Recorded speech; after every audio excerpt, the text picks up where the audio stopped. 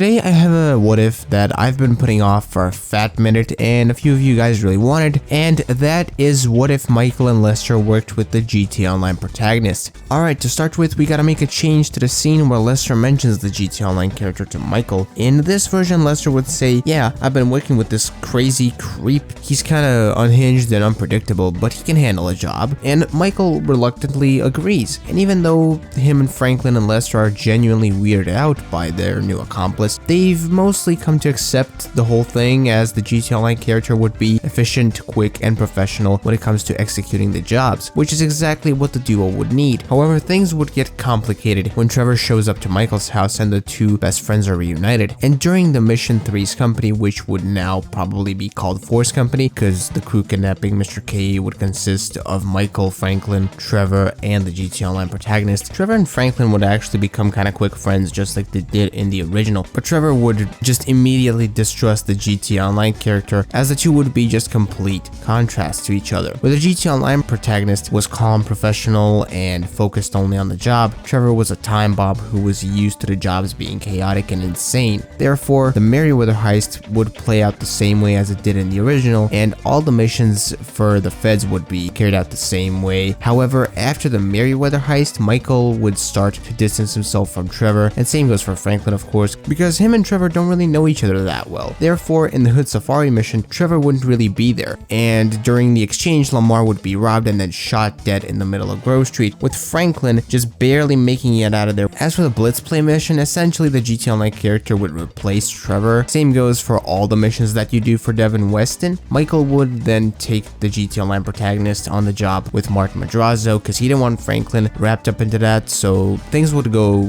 different, of course, because Trevor's not around. Things would just go really smooth with, of course, the two just doing the job. They just get paid by Madrazo, and Patricia would never be kidnapped in this reality. The Polito score is another mission that would just see the GTA Online protagonist replacing Trevor. Same goes for the mission Monkey Business. However, in the meantime, Trevor would still have that shit show at Floyd's apartment and would still take over the strip club, but the crew would start planning the Union Depository heist without him. Trevor would then show up at Michael's house one day, wanting to reconcile with Michael, become partners again, and this time their main fallout wouldn't be because of Brad, but because Michael essentially replaced Trevor and abandoned him again, and the argument would get heated really quick. Trevor would leave Michael's house angry and upset and whatnot, but this time not to go to North Yankton, but to go after the GTA Online protagonist. That same night, Trevor would contact Chef, and the two would spend the night getting a bunch of military hardware, and they got that idea from the crew using it on the Paleto Bay heist. However, yeah, they would get the military hardware, and the next day in broad daylight, they would just show up to the GTA Online character's apartment, and they would waste no time. As soon as the character opens the door, the two would just use their miniguns or whatever they got from the military truck and just shoot him dead right then and there, and that would be the end for the GTA Online protagonist. And keep in mind, guys, all this shit is in 2013. This is GTA Online